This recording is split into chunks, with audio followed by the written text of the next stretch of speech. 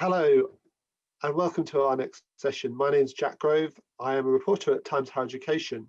I'm very pleased to welcome today our excellent panel. We have with us Mary Stewart, who is the Vice Chancellor of Lincoln University, Jeff Smith, who is the Vice Chancellor of Regents University in London, Ian Dunn, the Provost of Coventry University, and completing the panel we have Kerry Nershaw, Chief Executive of the National Centre for Entrepreneurial Education. Maybe I could just start off by asking our different panelists what they would define as entrepreneurial leadership, and what does it mean beyond just simply asking academics to become more commercially thinking, which is how many people might take it. But Mary, maybe you could start us off by saying what you would take entrepreneurial leadership to mean within a higher education context. For me, entrepreneurial leadership, well, of course, it kind of came out in the 1990s. And I think a lot of people still think it's that kind of an approach. It's about being business-like, taking opportunities for different kinds of activities. But, you know, if you stay stuck in what were the ideas of the 1990s, you're not going to cut it today in the 21st century. We're in a very different world. So for me, well, I kind of divide the world into yes and no people. And I think entrepreneurial leaders tend to be yes people. In other words, they see the opportunities in something, not necessarily always seeing the risks. And actually in your team, you need some no people, because sometimes you need to be challenged. But fundamentally, it is about looking ahead, finding opportunities within the environment that you're in, and being able to find ways to execute those ideas in your environment. Excellent. Maybe Jeff, could you sort of maybe lay out what you think in entrepreneurial leadership is at the moment for your institution? I mean, I know it's a very international institution, and so has had been already sort of functioning in a very competitive environment for a while. How would you say that this idea relates to your institution and what you do there? So pre-COVID, actually, I'd have defined it, entrepreneurial leadership, really simply about fresh thinking, more of a startup culture than institutional, much more challenger mindset than incumbent, not particularly respectful of the orthodoxy, perhaps more risk tolerant, more open to emergent strategy, structurally flat, culturally agile, that sort of thing. But having had to lead Regents through what for us immediately became really an existential crisis, in that 81% of our students are from outside the UK, so all of the travel disruption and the quarantining and so on made this a very high stakes period in the university's history. So, you know, I've led the university in this first year through a change of ownership and a move into the for-profit space. So my definition has definitely evolved, and I'd really add, and this may be, you know, personal. I'm not suggesting that this formula has other applications, but I think to my own mix, to how I would have defined entrepreneurial leadership, I very much add now, in the light of that experience of the past 6 months, commercial rigor. So real P&L ownership, really understanding, I suppose, your jugular veins, academic margin by module, every OPEX line challenged, you know, enrollment data by the hour, weekly business reviews, variance against plan, weekly sales reviews, and so on. So that sort of commercial rigor, and I suppose decision velocity, I've definitely turned that up, the dial up on those things, in light of what we've been through. So I think my own experience, my own definition have certainly become more rounded by what we've had to go through as so internationally diverse a university. Interesting. And could I turn to Ian now, please? I'd like to pick up on points that both Mary and Jeff have just made, really. But for me, I guess trying to make that definition, it's about universities defining their place in a changing world, and it's actually about grasping opportunities. It's not all about risk. It's not all about the commercial. It's actually about education. For me, it's about opportunity and creating new ways to do things that may have been done the same way for a very long time, not because they're necessarily broken, but because we don't know if they're broken necessarily unless we challenge and we try to look for other ways of doing things. And just to pick up on a point that Jeff's just made, which is about not just about the financial data, but about understanding the data that sits behind all of this to make sure that we can fine tune and refine all of the things that we're doing. One, to be as financially viable. Universities are not about making money. Perhaps in some cases they are, Jeff, sorry, but the universities are not about making money, but that we have to have enough money in order to be able to be able to operate and to do some really interesting things that relate to education, to relate to research, to relate to enterprise, and to relate to, I think, very importantly, our civic role and the way in which we're defining the new future for the places that we're in. So for me, entrepreneurial leadership is particularly about that civic and that definition of place type role and all the places that we're in. Thank you very much. And Kerry, you work with a lot of universities and you've seen a lot of different styles of leadership and different ways of approaching this. Can you give us a bit of an overview on what you see it as? Yeah, I mean, it's been interesting because in 2019, we did a leadership survey that spoke about innovation, creativity, willingness to take action. And since the pandemic, we've spoken to those same leaders again, and those same issues continue, but actually they're now talking about adaptability, agility, you know, that being light on your feet, being able to have courage, and people that, you know, it's challenged entrepreneurial leadership in that for people who like to think about scenario plans, who like to take a step back and consider, they're often having to make decisions incredibly quickly and take people with them. So we're still seeing an entrepreneurial leadership, but one that is more fleet of foot, I think.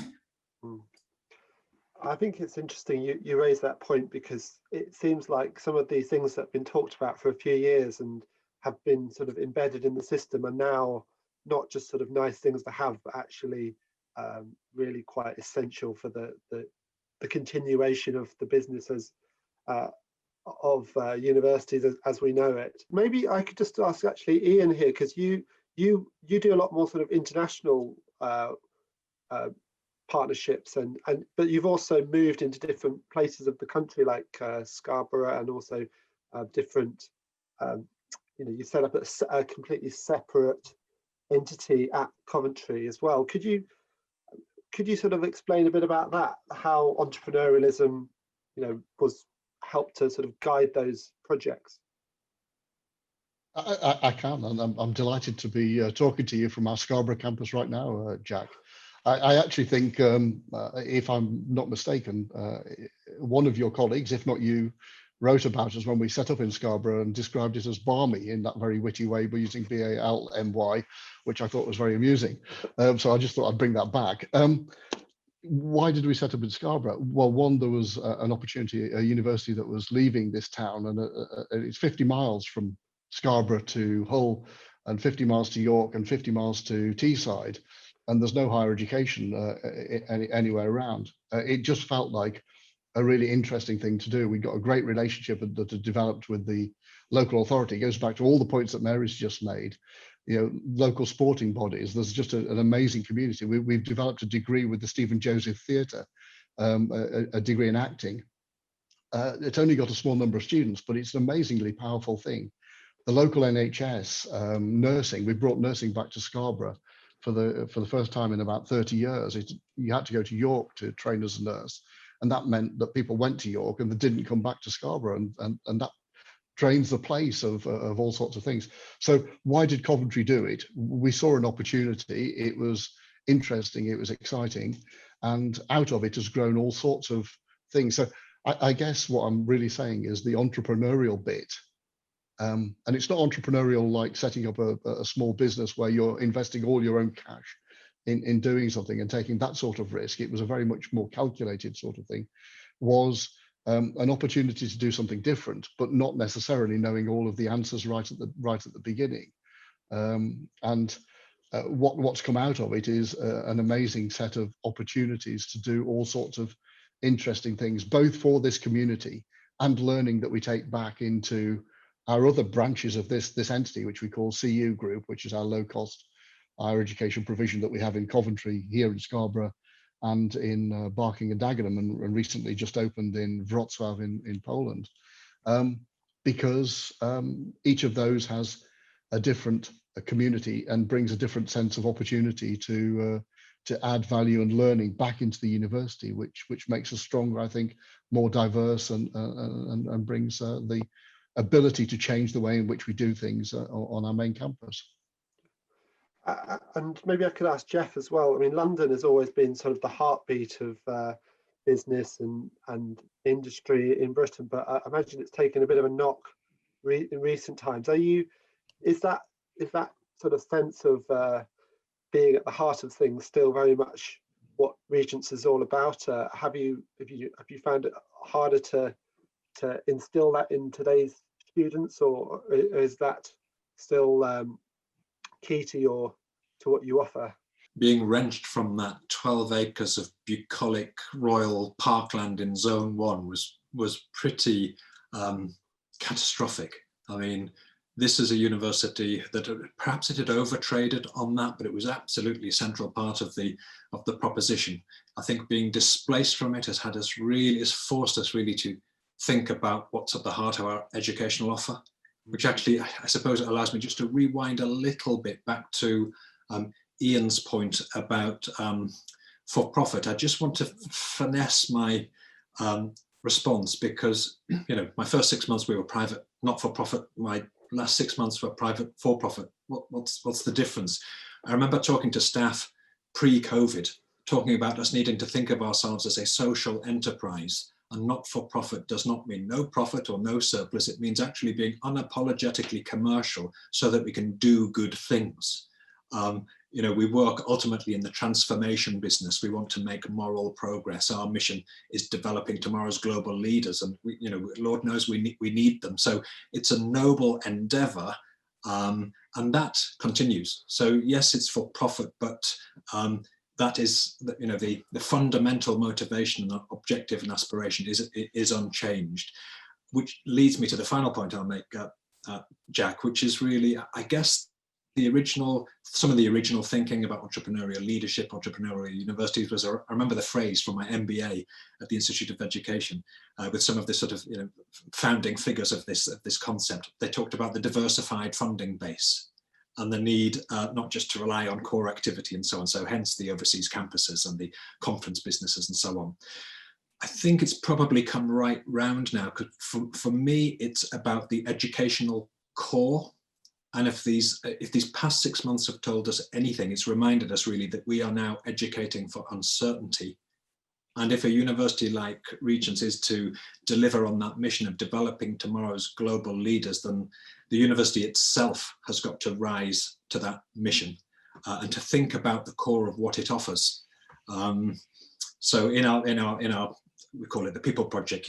We've changed how we organised ourselves. No more faculties, no more departments. Absolutely privileging the front line, all about great content, great teaching, that's it. Wanting we're calling it a hallmark pedagogy that I guess is fit for that uncertain future, that's, combines the creative and the entrepreneurial. We want our students to have fluency across more than one discipline. We want them to understand what it is to be human in an increasingly automated world, and to be, have all of the technological fluency that they need and so on. So I just want to make the case for private for profit still being about the noble endeavor. We're still very much in the transformation business. And for me, the entrepreneurship, really its value is when you apply it to the core of what universities do, rather than that diversified funding base and the periphery or the ancillary. And really, I think that's the exciting bit, when you let it suffuse and influence the educational proposition. Then I think universities, certainly at Regents, we've found sort of a renewal in that. Interesting. I just wanted to move things on a bit to the issue of the sort of COVID situation we find ourselves in, because there's been a whole sort of debate about whether universities have, whether the current funding model is maybe not fit for purpose, and universities have gone too far down the road of being businesses and having a range of activities that used to make them money, but now maybe sort of actually costing them money. Mary, I just wondered if you had any thoughts on this, and particularly also when you're encouraging students as well to be entrepreneurial. How do you do that in today's sort of socially distanced time, when some of the sort of traditional social activities and face-to-face meetings that were all sort of part of entrepreneurial teaching? How do you do that when there's so many restrictions in place at the moment? Well, thanks, Jack. You put a hell of a lot into that question. Sorry. So let me, in a sense, what you've let me do is pick and choose. So that's what I'm going to do. So in the context of the last 6 months, it seems to me that we've had to adapt and change very significantly. And I really like Jeff's statement about we're educating for uncertainty. We probably should have realized that before. And I think one of the things about an entrepreneurial mindset is that ability to look for opportunities in different places. So I think we are educating for uncertainty. We've been saying for ages that our graduates will not just work for one company for the rest of their lives. They'll have a range of different things that they'll do. The work we've been doing in the 21st Century Lab around permeable education has very much been looking at the range of challenges, such as the impact of technological change. And goodness me, hasn't COVID just, universities had been talking for ages about how we could get colleagues to be more agile, to be working in a more mobile kind of way. And overnight we flipped. Overnight, all universities flipped. Now, some of us were able to handle that better than others. But that's what these kinds of crises can do. And now I think there's a huge opportunity with our students. Yes, they might need to only be in groups of 6 and be 2 meters apart from each other a lot of the time, and flip between online and face-to-face. But I think the focus is on building confidence, building a sense that actually I just need to be really watching what's going on just in those sidelines, what's happening there. And actually young people have huge ability to think like that. So for me, that's the kind of focus that we need in what we are doing. It's about building confidence, and some students will be more confident than others. And that is being aware of the different groups of students that you have and the different staff that you have, and playing to strengths wherever you can find them. But it's about looking sideways and just seeing what might be coming on the periphery of your site, so that you can pick up on something and run with it. And that still will be the case. And in fact, in this world of uncertainty with, you know, we talk about COVID, but for goodness sake, we can't forget climate change, the technological changes we're seeing in the world of work. We have to think about all those things. We can't just think about one.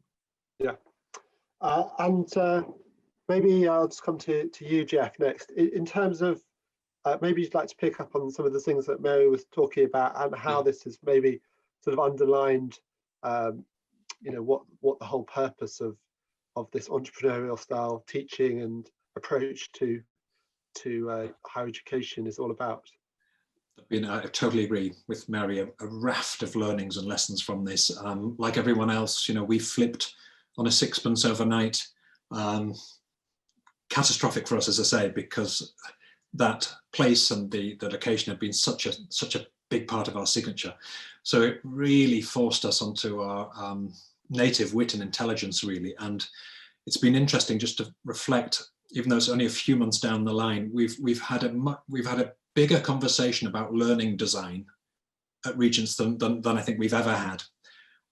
We've really moved that conversation along. We had to, you know, we couldn't just, you know, stick a webcam up. We had to think about all of the affordances of the medium and how to leverage those to best educational effect. It's been a really, I mean, perversely thrilling conversation at Regents. And our students' attendance went up. Feedback from students is it's been actually more challenging. We haven't got it all right. And again, I suppose this is a bit of the entrepreneurial piece. You know, we've done some rapid prototyping. We've been quite happy to fail fast, as long as we're winning more than we're losing. So, you know, when we come back, we'll never be the same again. And it sounds terribly cliched, but we will, I think, forever have a more dynamic institution-wide conversation about good learning design. And I think there will always be a much more compelling balance between the analog, you know, the magic of that face-to-face on-campus tutorial moment with a really compelling digital wrap. So that will be forever changed. It's been interesting for us because our students are drawn from 140 different nationalities, can you believe? I remember when this broke out back in, well, late Jan, early Feb, we quickly worked out that we have more Swiss students at Regents than Chinese, so maybe this isn't going to be quite as, you know, cataclysmic for us, of course. Well, I don't need to tell you the rest, but this, you know, what a life lesson the staff have had, the students have had. Mary's absolutely right. I guess the future came early, and all of the environmental challenges, the geopolitical challenges, the technological challenges, we've been telling ourselves that Regents is a machine for developing tomorrow's global leaders. Well, we're now working out what that actually means and how to design our curricula and our pedagogy in a way that befits that mission. Well, thanks, Jeff. That's you know, quite an impressive take on the whole situation. Ian, I mean, could you just maybe sum up a few things that you've taken from this crisis and what you'll be taking forward? Sure. First of all, just to pick up on Jeff's previous point about the focus on education, I think it goes back to your question on this section, which is about some universities having sort of over diversity. I don't know that many are actually trying to be other things than education institutions. But going back to Jeff's point, the focus on education and doing those extra things around education, I think, is really important, because you know, the point about conferencing facilities or about accommodation, it is about supporting the ability to educate. And if we remember that, then we understand why we're trying to do it. And that has been a lesson from here. It is not trying to be things that we're not actually very good at. It's about being good at what we're really good at, which is education. One thing that I've absolutely learned in that flipping on, you know, in late March from a face-to-face education to a virtual education, is that we were really good. We flipped into remote learning or remote teaching. Now we have to really move that conversation on that Jeff's just been referring to, which is about learning design. That changes the nature of the academic workforce to some extent. You know, do we need 100% of people who are brilliant subject experts, but not necessarily educational pedagogues? do we need to put some people alongside them who understand the pedagogic journey in order to be able to create great learning journeys as well as the subject expertise. The fact that we have historically not really invested in our virtual campus. We've built all these wonderful campuses, the physical, but actually building the virtual campus is now, and has been for some time, we just haven't been quite as good at it, to be really honest, investing at the same pace as we would in a physical campus, because what we really are, from my perspective, what I'm really taking forward is, the idea of the traditional way of delivering content to students is gone forever. The opportunity that we have now to merge the virtual and the physical and to make really best use of both modes is so powerful. The opportunity that we have to understand our students and to personalize learning through the data that we hold about our students, to make sure that their journey is personalized at that mass scale, but at the same time to make best use of our academics, our greatest asset, and to allow them to become the navigators, the curators of learning, rather than to drive them mad by simply delivering content at people who don't necessarily, they don't know anyway if the students have engaged. So yeah, we've learned loads.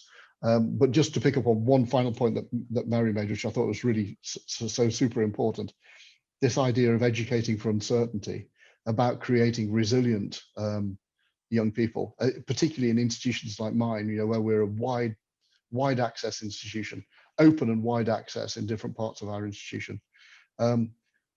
Giving people permission to be creative, giving people permission to step outside of some of their normal experiences, and to have opportunities that allow them to become more resilient. It's so powerful. It's so important. Thank you. And maybe Carrie, maybe you could sort of finish off with some thoughts about what you've heard today and how you feel this whole idea of entrepreneurial leadership is looking for the next, for the foreseeable future.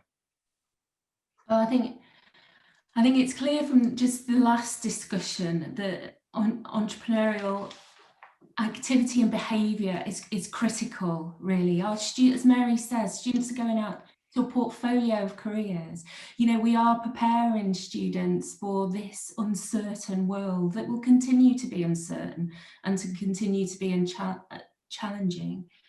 And if we don't embed entrepreneurial behaviour within our programmes of study, within all the activities that students do as part of their educational journey, then I think, are failing them. So it's not an added extra. It's key for them to take forward their future lives, but also, take forward that study that they've done at university. So we've got to do it for our students, and we've seen as well that we've had to do it. Universities need to do it. Universities need to think differently. We need to constantly innovate and be creative in terms of not only how we deliver our education, as we've heard and had to do really quickly recently, but continually. And I think it's just such a strong message that creativity, that curiosity, that courage to take difficult and new roads, I think is a clear message of why we need to embrace entrepreneurial leadership and behaviour. Thank you. I'm now delighted to welcome back the panel for some live questions. We're going to go into a few questions. We've got one from Helen Angrove, who's asking about what is the potential role for students in new entrepreneurial leadership structures? How do we get students involved in taking the lead in this agenda? Maybe we could start with Mary. Jack, thank you. Yes, I was very, very interested a couple of weeks ago hearing from the University of Bloemfontein in South Africa, where he was actually identifying that students had become the leaders of thinking about curriculum. And actually, if you take the movement around the decolonization of the curriculum, you are seeing our students taking a real leadership role. And for me, it's about creating an environment where you are one community.